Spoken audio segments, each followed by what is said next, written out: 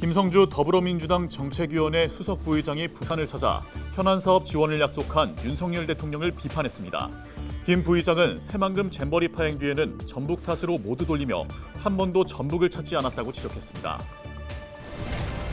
지난 10월 30일 럼피스킨병 발생으로 가축 이동이 제한된 고창군 부안면 방역대가 7일 해제됐습니다.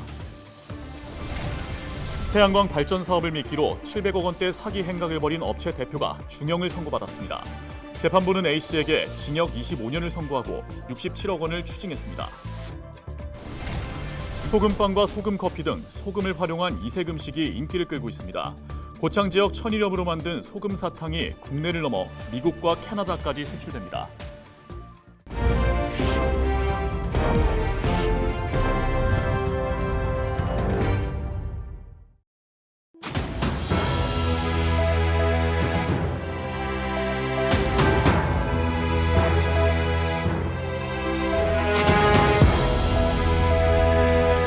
시청자 여러분 안녕하십니까? 헬로티비 전북뉴스입니다.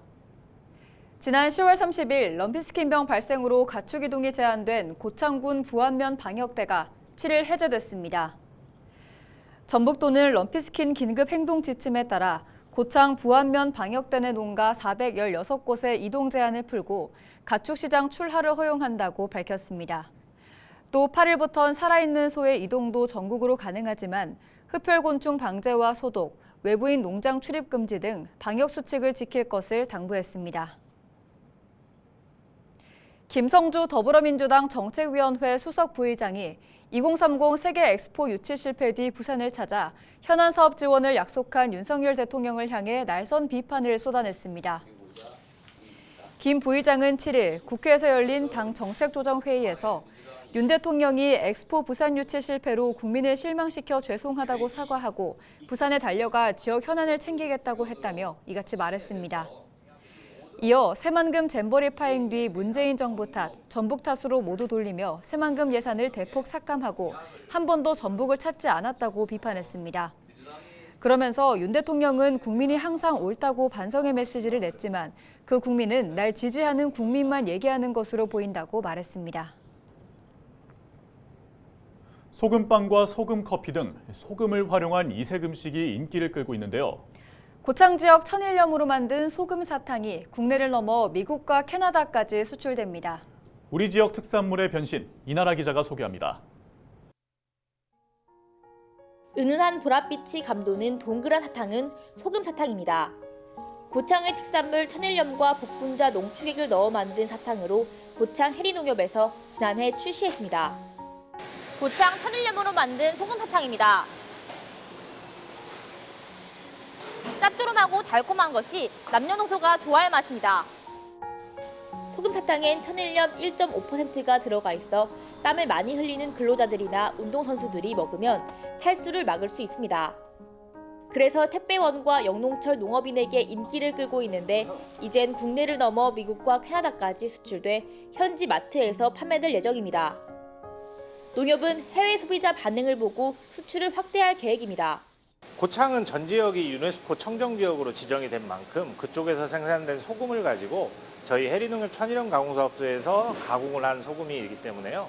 그 미네랄이나 각종 요소들이 소금 사탕에 다 들어가 있고요. 이번에 미국에 수출이 되고 캐나다와 같이 수출이 되는 게 약 1,500만 원 정도로 전년도에 비해서 계속 상승을 하고 있고요. 소금 사탕이 인기를 끌면서 천일염 생산 농가도 웃음꽃이 피었습니다. 달라지는 소금 소비 양상에 맞춘 제품 개발이 농가에 도움이 된다는 겁니다. 생산이 되더라도 판매가 돼야 되는데 전에같이 저림용으로만 판매됐을 경우는 이게 생산돼도 그런 값이 다 있는 요즘 다방미로 나가니까 뭐 아무 우리 생산자 입장에서 좋은 생각이라 들죠. 이달 안에 소금 쿠키도 출시될 예정인 가운데 고창 지역 특산물 천일염이 다양한 모습으로 소비자들에게 다가가고 있습니다. 헬로티비 뉴스 이나라입니다. 수익을 보장하겠다며 태양광 발전 사업을 미끼로 700억 원대 사기 행각을 벌인 업체 대표가 중형을 선고받았습니다. 전주지법은 사기 혐의로 기소된 55살 A씨에게 징역 25년을 선고하고 67억 원을 추징했다고 밝혔습니다. 공동 피고인인 배우자와 업체 지사장 등 9명에게는 징역 1년 6개월에 집행유예 2년에서 징역 6년이 각각 선고됐습니다. A씨 등은 지난 2017년 12월부터 760여 명으로부터 투자금 700억 원가량을 받아 가로챈 혐의로 기소됐습니다. 당내 경선에서 전북도 의원에게 금품을 제공해 공직선거법 위반 혐의로 기소된 강임준 군산시장이 무죄를 받았습니다. 대법원은 7일 공직선거법상 매수 혐의로 기소된 강 시장의 상고심에서 무죄를 선고한 원심 판결을 확정했습니다. 강 시장은 지난해 4월 지방선거 당내 경선에서 김종식 전 전북도 의원에게 금품을 건넨 혐의로 재판에 넘겨졌습니다. 대법원은 김 전 도의원의 진술이 믿기 어렵다는 원심 판결에 문제가 없다고 봤습니다. 전북도 교육청은 학교 구성원 인권 실태조사 범위를 학부모까지 확대해 진행하기로 했습니다. 전북교육청은 지난 4월 28일 제정된 전북교육인권 증진 기본조례에 따라 초등학교 4학년부터 고등학생과 교원, 보호자까지 확대한 인권 실태조사를 실시한다고 밝혔습니다.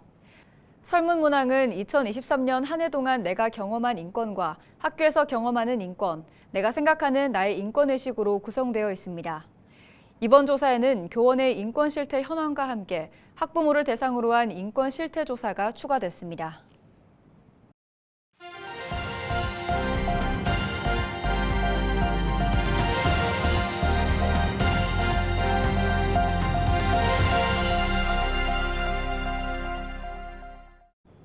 지역 소멸을 막아라. 케이블 TV 공동기획보도 순서입니다. 학령 인구가 줄어들면서 지방대학들의 신입생 충원에 비상이 걸렸습니다. 20년 뒤엔 대학의 절반 이상이 없어질 것이라는 예상까지 나오고 있는데요. 지방대학이 지역과 공생할 수 있는 방안은 없는지 살펴봅니다. SK 브로드밴드 천혜열 기자의 보도입니다. 경북 경산시에 있는 옛 대구 외국어대학교. 각종 대학 평가에서 최하위 수준을 면치 못했고 학생 충원율이 69%에 그치면서 결국 지난 2018년 문을 닫았습니다. 학생은 없고 싹 다 가부대야. 그래서 저것도 문 닫는다 하더니만에 안 닫고 저러가 땡기고 외국 사람들 많이 와가 하고 저거는 뭐 닫아보고 하면 몇 년 됐어요. 대구 외곽에 위치한 경북 외국어대학교는 이보다 앞선 2013년 폐교됐습니다. 2005년 개교 이후 정원을 한 번도 채우지 못한 것으로 알려져 있으며 2012년 학자금 대출 제한대학으로 지정된 이듬해 종지부를 찍었습니다. 2000년대 이후 대구권에서만 총 4개 대학이 문을 닫았습니다. 전국적으로는 20개 가까운 대학이 역사 속으로 사라졌는데 보시다시피 대부분이 지방대학들입니다. 2042년부터 2046년까지 국내에서 살아남는 대학의 수는 지금의 딱 절반 수준인 190곳이라는 분석마저 나오고 있습니다. 학령 인구가 감소하면서 지금도 지방에 있는 소규모 사립대학은 모집 정원의 절반도 채우기 힘든 상황으로 운영되는 학과도 적습니다. 주중에는 1개 학과만 있습니다. 1개 학과에. 주말에 이제 2개 학과 정도 있고요. 그래서 저희들이 이제 학교 규모가 작다 보니까 충원율의 하락세는 앞으로 더욱 심해질 것이라는 전망에 교수들도 신입생 유치에 나서는 모양새입니다. 주로 시간이 날 때 조금 더 작은 중소 군 단위로 찾아가서 직접 치성관계에 있는 이런 지인들을 찾아가서 학생 유치에 굉장히 신경을 많이 쓰고 있죠.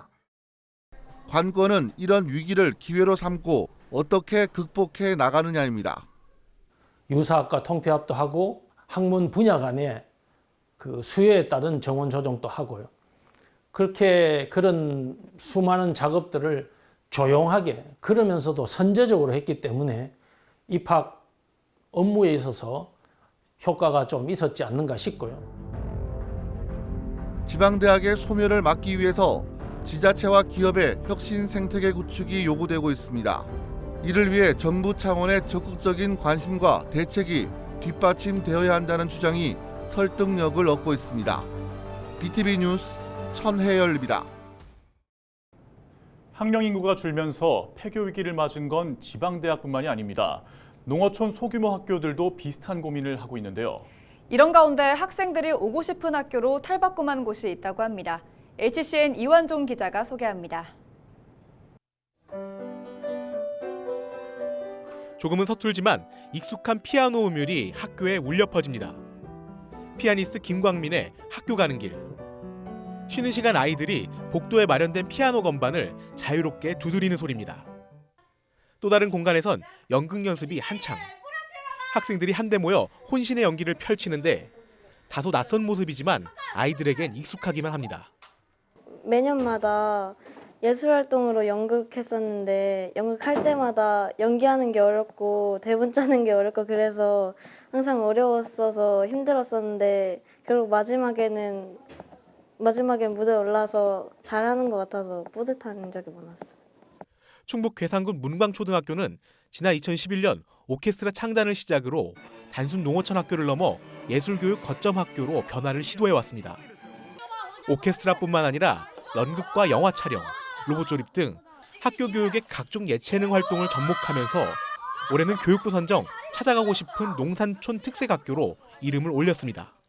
아이들의 의견을 반영을 하여서 인근에 있는 학교랑 합동 연극제도 진행을 하면서 다른 친구들의 연기도 보고 우리 학교의 공연도 보여주고 서로 교류하는 장까지 가면서 즐거운 추억을 쌓았던 것 같습니다. 이에 따라 지난해 학생 수 57명으로 작은 학교에 속했던 이 학교는 올해 12명의 신입생을 받으면서 학생 수가 63명까지 늘었습니다. 특히 도내 학생 수 60명이야 작은 학교는 전체 학교 가운데 45%로 농어촌 인구 감소에 따라 매년 늘어나고 있는 상황에서 문광초 사례는 지역 소멸 위기를 벗어날 해법으로 눈길을 끌고 있습니다. 작은 시골 마을 학교 교육에 예술을 접목시킨 괴산 문광초등학교. 아이들의 작은 꿈이 지역 소멸기 속 희망이 되고 있습니다. HCN 뉴스 이완종입니다.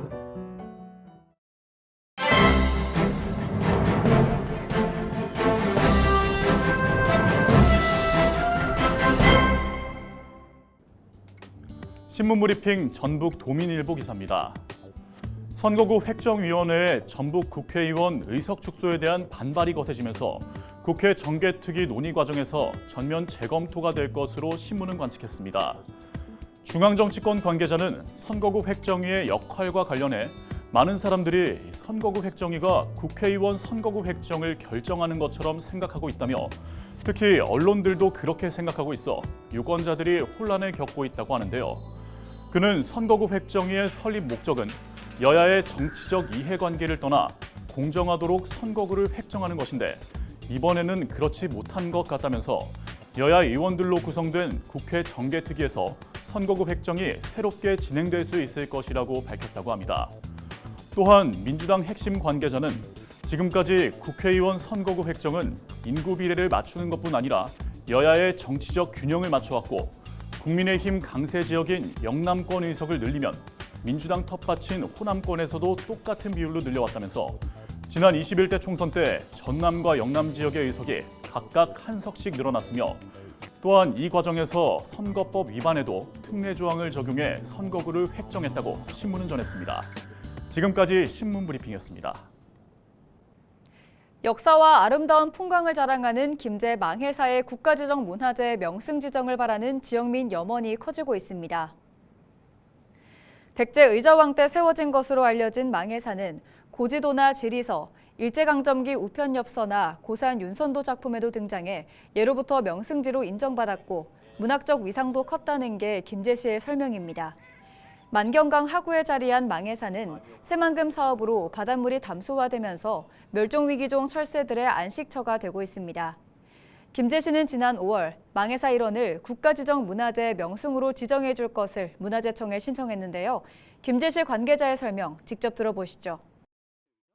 망해사가 지니고 있는 역사와 문화, 경과적 가치뿐만이 아니라 철새 도래지로서의 중요성을 강조해 나갈 계획입니다.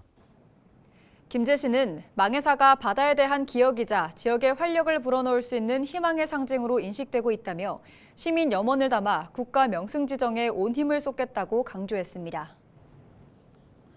정읍시가 민선 8기 핵심 공약인 공공산후조리원 설립에 속도를 내고 있습니다. 정읍시는 8일 공공산후조리원 설립을 위한 건축 설계 공모를 시청 누리집과 조달청 나라장터에 공고한다고 밝혔습니다. 공공산후조리원은 산후 서비스 접근성을 높여서 정읍을 비롯한 서남권 산모들의 시간적, 경제적 부담을 덜어줄 것입니다.